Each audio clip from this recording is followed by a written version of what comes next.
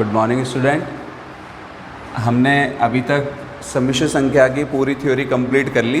आज हम एक्सरसाइज करेंगे, 5वां चैप्टर है हमारा, तो 5.1 आज स्टार्ट करेंगे अपन। तो सवाल की हेडिंग है 1 से लेकर के 10 तक के सवालों को अपने को a प्लस आयोटा b के रूप में जमाना है। छोटे छोटे से सवाल हैं। पहला सवाल दे रखा है 5 आयोटा इंटू -3/5 आयोटा, ये सवाल, और मुझसे बोला है इसको a प्लस आयोटा b के रूप में जमाइए। ठीक है, तो पहले सॉल्व करते हैं। 5 से 5 करिए, ये हो गया मेरे पास -3 आयोटा स्क्वायर। अब आपको पता है कि आयोटा स्क्वायर की वैल्यू क्या होती है, -1। यहाँ -1 रख देंगे तो कितना आ गया, 3। अब उसने हमसे, अगर हम यहाँ छोड़ देंगे तो वो हमारा नंबर काट लेगा, क्योंकि सवाल की हेडिंग है a प्लस आयोटा b के रूप में जमाइए। तो आपको इसको लिखना पड़ेगा 3 + 0 आयोटा। अब हमको पूरे नंबर मिलेंगे। इसका वास्तविक भाग 3 है और काल्पनिक भाग 0 है। ऐसे छोटे छोटे से सवाल। दूसरा सवाल आया मेरे पास आयोटा। अब हमारी पूरी थ्योरी रिवाइज हो जाएगी इससे। आयोटा की पावर 9 प्लस आयोटा की पावर 19। अब आयोटा वाले सवाल करने के लिए आपको पता होना चाहिए कि आयोटा की पावर 4 की वैल्यू 1 होती है। तो हमें जब भी घात का मान निकालते हैं तो 4 का भाग दे देते हैं। 4 का भाग देने के बाद जो शेषफल बचता है वो लिख देते हैं। तो यहाँ 8 हट जाएगा तो शेषफल 1 बचेगा। 16 में जाता है, फिर 3 बचेंगे शेषफल। अब आयोटा क्यूब का मान आपको याद है, माइनस आयोटा होता है, तो कितना आ गया, 0 आंसर आ गया। लेकिन आप 0 लिखोगे तो नंबर काट लेगा। उसने बोला है हमसे a प्लस आयोटा b के रूप में जमाओ, तो आपको ऐसे लिखना पड़ेगा 0 + 0 आयोटा, यानी कि वास्तविक भाग भी 0 और काल्पनिक भाग भी 0। तीसरा है आयोटा की पावर -39। माइनस वाले सवाल मैंने आपको करना सिखाया था। सबसे पहले नीचे लाके घर को प्लस बनाएंगे, फिर वही 4 का भाग देंगे, 36 में जाता है तो शेषफल 3 बचेगा। फिर आयोटा क्यूब का मान माइनस आयोटा होता है, तो यहाँ माइनस आयोटा लिखेंगे। ये वाला माइनस तो अपन यहाँ बाहर लिख लेंगे, ऐसे भी लिख सकते हैं इस सवाल को। फिर बताया था मैंने आपको कि 1 आयोटा का मान माइनस आयोटा होता है, वो रख दिया तो प्लस आयोटा आंसर आ गया। तो इसको हम कैसे लिखेंगे, 0 + 1 आयोटा, यानी कि वास्तविक भाग 0 और काल्पनिक भाग 1। चौथा सवाल हमारा आया 3 × 7 + 7 आयोटा प्लस आयोटा × 7 + 7 आयोटा। ये सवाल आया, बोला a प्लस आयोटा b में जमाओ। 1 से 10 तक हर सवाल को a प्लस आयोटा b में जमाना।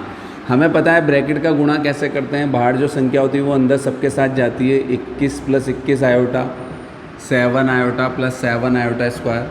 चूँकि आयोटा स्क्वायर की वैल्यू क्या होती है, -1। बाकी सब वैसा का वैसा लिखा रहने दे रहा हूँ मैं अब। तो आयोटा स्क्वायर के आगे का चिन्ह बदल जाता है, -7। 21 में से 7 गए तो 14, और ये जुड़ के 28 आ गया। तो ये आंसर आ गया 14 + 28 आयोटा। इसका वास्तविक भाग 14 और काल्पनिक भाग 28। 5वां सवाल करते हैं। आओ, ये चौथा सवाल था। बिल्कुल छोटे छोटे सवाल हैं। 1 माइनस आयोटा, आप इसके एग्जाम्पल करिएगा। फिर -1 + 6 आयोटा, ये सवाल है। वही ब्रैकेट खोलेंगे हम, इस ब्रैकेट के बाहर प्लस है इसलिए कोई दिक्कत नहीं, लेकिन माइनस वाला खुलेगा तो चिन्ह बदल जाएंगे। 1 और 1 2, -7 आयोटा। तो ये आंसर आ गया। हमें पता है वास्तविक भाग वास्तविक से जुड़ता है और काल्पनिक भाग काल्पनिक से। जब भी दो सम्मिश्र संख्या को जोड़ा या घटाया जाता है तो वास्तविक भाग वास्तविक से जुड़ता है और काल्पनिक भाग काल्पनिक से। छठा 1/5 + 2/5 आयोटा, फिर बीच में माइनस है, 4 + 5/2 आयोटा। ये सवाल आया। वही ब्रैकेट खोलेंगे, -4 - 5/2 आयोटा। वास्तविक एक साथ लिख लीजिए और काल्पनिक एक साथ लिख लीजिए। इन दोनों का एलसीएम अपन अलग ले लेते हैं, 5, तो 1 - 5 × 4 = 20। इन दोनों का एलसीएम 10 आएगा, 2 इधर जाएगा, 4, 5 उधर जाएगा, 25। तो ये हो गया मेरे पास -19/5, ये हो गया मेरे पास -21/10 आयोटा। ये आंसर, क्योंकि माइनस के बचेंगे तो इसे प्लस माइनस को माइनस कर देंगे। क्लियर है? ये आ गया a प्लस आयोटा b में जम गया। वास्तविक भाग -19/5, काल्पनिक भाग -21/10। 7वां सवाल है 1/3 प्लस 7/3 आयोटा, फिर प्लस 4 प्लस आयोटा बटा 3, फिर ब्रैकेट क्लोज, फिर माइनस, फिर -4/3 प्लस आयोटा। ये सवाल आया।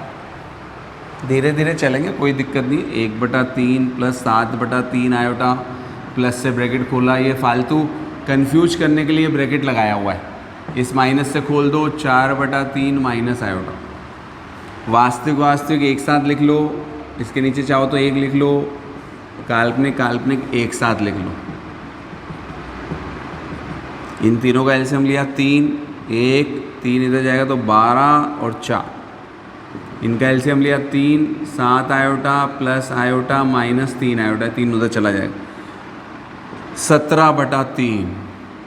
और ये हो गया 8 में से 3 गया तो 5 आयोटा बटा 3। ये आंसर है। वास्तविक भाग 17/3, काल्पनिक भाग 5/3। तो ये a प्लस आयोटा b में जम गया। तो यहाँ केवल सीधा जोड़ना और घटाना ही काम आ रहा है। तो बस आपको इतना सा याद रखना है कि दो सम्मिश्र संख्याओं को जोड़ते या घटाते समय वास्तविक भाग से जोड़ते हैं और काल्पनिक भाग से जोड़ते हैं। 8वां सवाल थोड़ा अच्छा सवाल है। 1 माइनस आयोटा की पावर 4 लिख दी उसने। अभी हम आगे सीखेंगे कि होल पावर 4 को कैसे सॉल्व करेंगे। 4 हो चाहे 5 हो चाहे 6 हो, ये हम द्विपद प्रमेय पढ़ेंगे जब आगे, तो हम किसी की भी घात खोल सकते हैं। लेकिन अभी हमको नहीं आता, अभी हमको जितना आता है उतना काम करें अपन, ठीक है। तो यहाँ 4 है, मुझे तो स्क्वायर तक आता है, तो ये होल स्क्वायर करके स्क्वायर लगा। घातांक नियम आपको याद होनी चाहिए, x की power m whole power n बराबर m इंटू n होता है। तो इस 4 को 2 इंटू 2 लिख लेंगे, 1 2 अंदर कर दिया, 1 2 बाहर कर दिया। अब ये तो आता है अपने को a माइनस बी का whole square, a square plus B square minus 2ab। चूँकि आयोटा स्क्वायर की वैल्यू -1, तो जैसे आप -1 रखोगे यहाँ, ये 1 से 1 कट जाएगा तो -2 आयोटा की पावर 4 आ गई, सॉरी 2। अब वर्क कर दो, माइनस तो प्लस हो गया, 2 का 4 आयोटा स्क्वायर, और आयोटा स्क्वायर की वैल्यू -1 का, तो ये -4 आ गया। अब इसको अपने को तो a प्लस आयोटा b में जमा के देना ना, तो आपको ये आंसर देना पड़ेगा। वास्तविक भाग -4 और काल्पनिक भाग 0।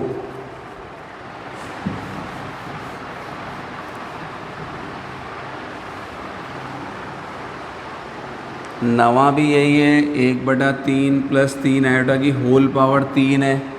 अब आपको a प्लस बी का होल क्यूब आना चाहिए। तो a प्लस बी का होल क्यूब क्या होता है, a cube plus B cube plus 3a square b plus 3a b square. तो a cube plus b cube, चाहो तो आप होल स्क्वायर करके 1 पावर 3 इंटू 1 करोगे तो 2 बार यूँ करके गुणा करना पड़ेगा। पर फॉर्मूला याद होगा आपको, 10वीं में भी पढ़ाया आपने, a प्लस बी का whole cube, a cube plus B cube plus 3a square b plus 3a b square. Clear है। ये हो गया 1/27, ये हो गया 27 आयोटा क्यूब, ये 3 वैसा का वैसा, 3 और 3 इसको अपन 9, चलो अभी लिख लेते हैं, ये 1/9 हो गया, ये 3 आयोटा वैसा का वैसा, ये 3 से 3 काट दो, 9 आयोटा स्क्वायर, ये 9 भी कट गया। एक बार और साफ साफ, 27 आयोटा क्यूब, यहाँ क्या बचा, केवल आयोटा, और यहाँ 9 आयोटा स्क्वायर। अब अपने को पता है आयोटा स्क्वायर की वैल्यू -1 और आयोटा क्यूब की वैल्यू माइनस आयोटा, ये रख देंगे हम। तो ये जैसे ही यहाँ माइनस आयोटा रखोगे तो ये बाहर प्लस है तो माइनस बनाएगा, और ये आयोटा वैसा का वैसा, और ये -1। तो अब वास्तविक एक साथ आ गए और काल्पनिक एक साथ आ गए, तो 26 आयोटा बच गया। इसके नीचे एलसीएम लेके 27 लिख लो, 7 नाम 63, 9 दूनी 18, 19 20 21 22 23 24, ठीक है। 7 नाम 63, 9 दूनी 18 और 6 24, ये पीछे चलता रहेगा। ये हो गया माइनस का 242/27 माइनस 26 आयोटा। तो वास्तविक भाग -242/27 और काल्पनिक भाग -26 हो गया। चलो अगला 10वां भी वही है, a प्लस बी का होल क्यूब, वो आप कर लीजिएगा, ठीक है। बिल्कुल यही वाला सवाल है वहाँ पे। तो ये 10 तक हो गए साहब। 10 तक सवाल में क्या था, हर सवाल को a प्लस आयोटा b में जमाना था, जो हमने जमा लिया। अब 11 से लेकर के 13 तक जो 3 सवाल हैं उनकी हेडिंग है कि सम्मिश्र संख्याओं में प्रत्येक का गुणात्मक प्रतिलोम ज्ञात करो।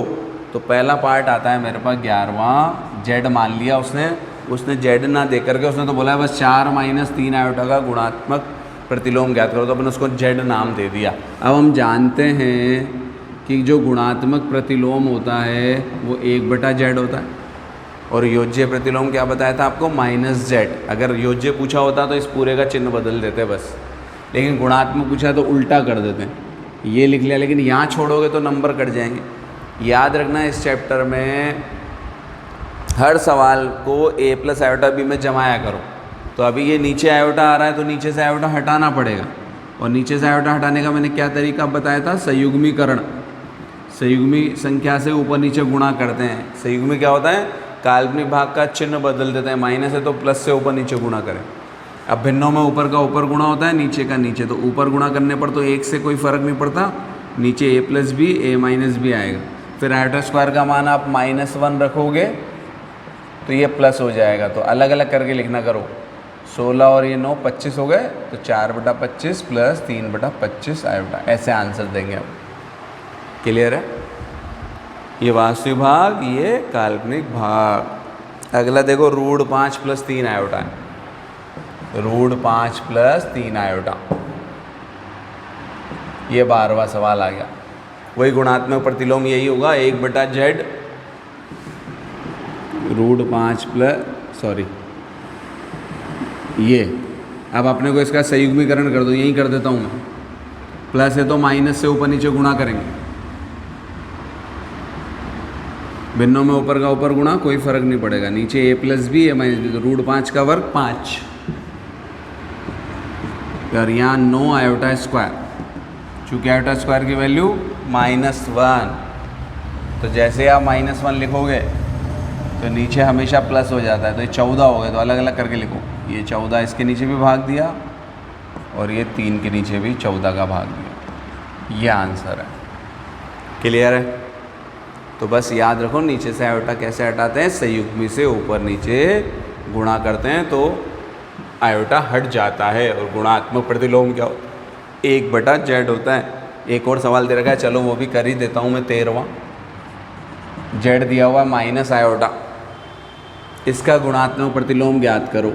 तो गुणात्मक प्रतिलोम 1/z होता है, तो ये 1/- आयोटा। थोड़ा ध्यान से चलो, इस माइनस को ऐसे भी तो लिख सकता हूँ, एक ही बात है। अब 1/, आयोटा का मान अपने को पता है माइनस आयोटा होता है, तो ओवरऑल क्या आंसर आ गया, प्लस आयोटा, ये आंसर। ठीक है, यहाँ अपने को a + आयोटा भी में जमाना नहीं है, चाहो तो 0 + आयोटा लिख लो, कोई दिक्कत नहीं है, पर यहाँ उसने हमसे केवल गुणात्मक प्रतिलोम पूछा था, तो आंसर आ गया आयोटा। अब आता है हमारे पास 14वां सवाल, ये इम्पॉर्टेंट है, इसको बोला है निम्नलिखित व्यंजक को a + आयोटा b में जमाओ, और ऐसे दिया हुआ, धीरे धीरे चलेंगे आराम से। 3 + √5 आयोटा इंटू 3 - √5 आयोटा, ऊपर तो ये दे रखा है, नीचे दे रखा है √3 + √2 आयोटा,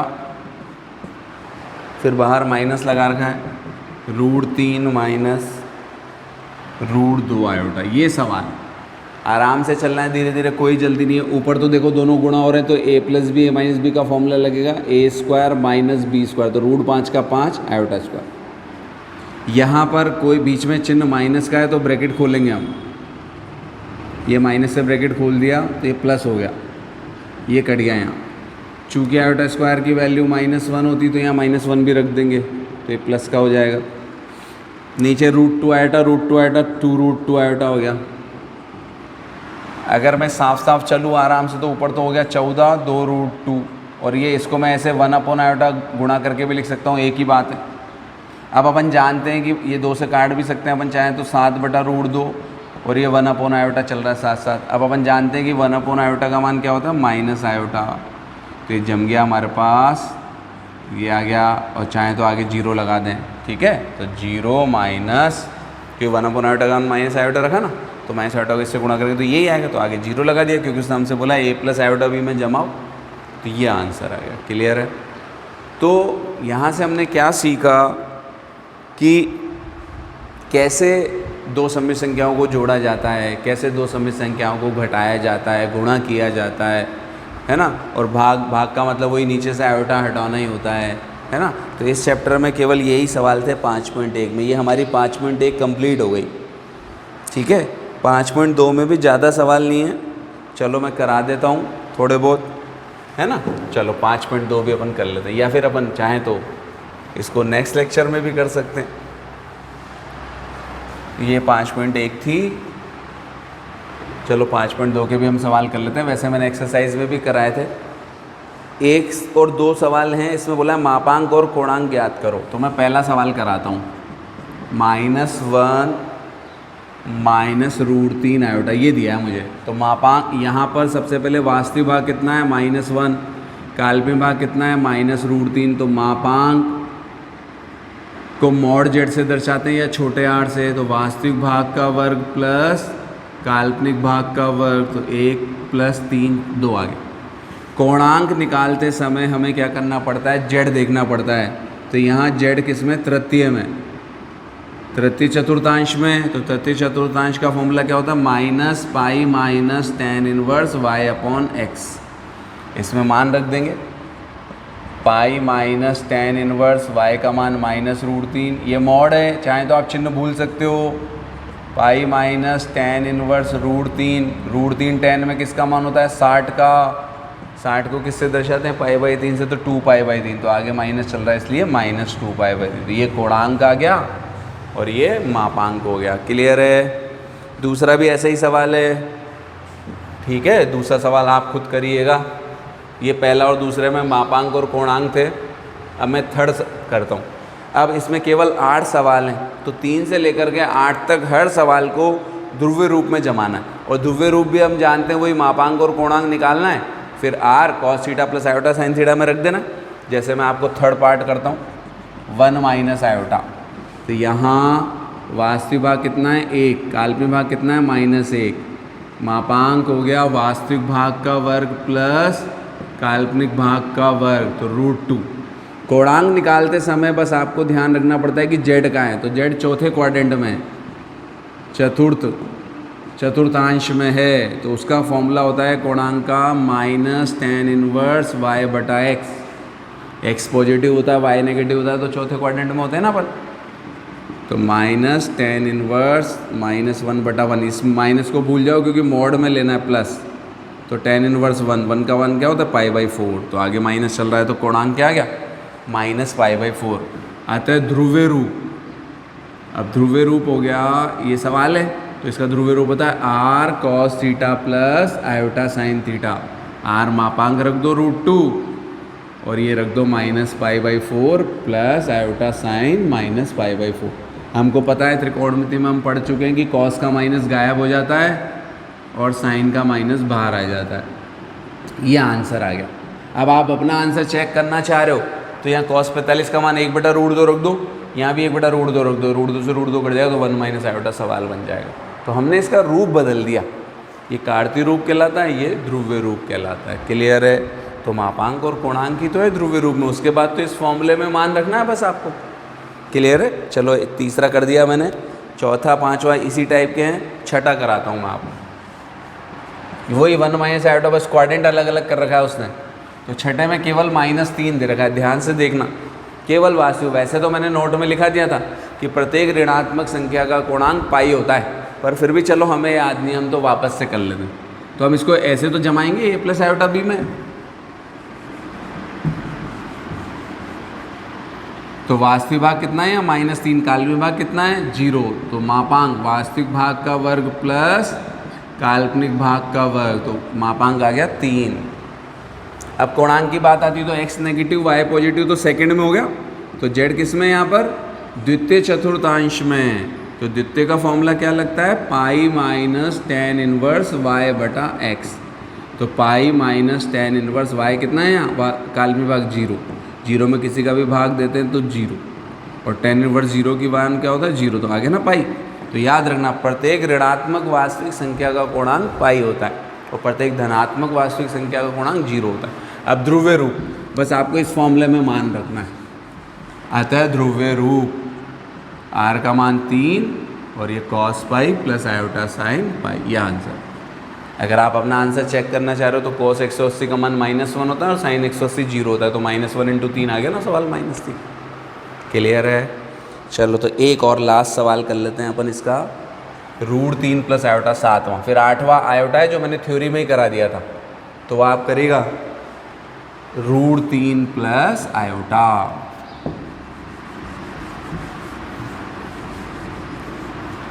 यहाँ वास्तविक भाग कितना है? √3, काल्पनिक भाग कितना है? 1।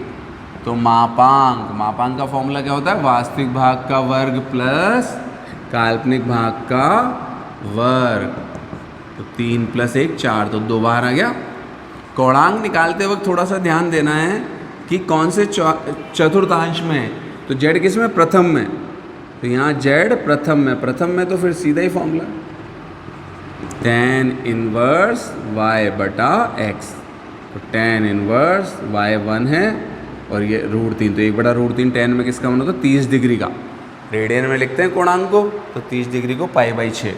अतः ध्रुव्य रूप ये फॉर्मूला है, इसमें मान रख दो बस। आर मापांक तो आया था 2, कोणांक आया था π/6, ये आंसर। तो बिल्कुल सीधा सवाल है, सीधा चैप्टर है। ये 5.2 हो गई। अब जो 5.3 है वो द्विघात समीकरण है ना, तो हम द्विघात समीकरण इसको पढ़ेंगे अगले लेक्चर में। ओके, थैंक यू, इसको नोट कर लीजिएगा।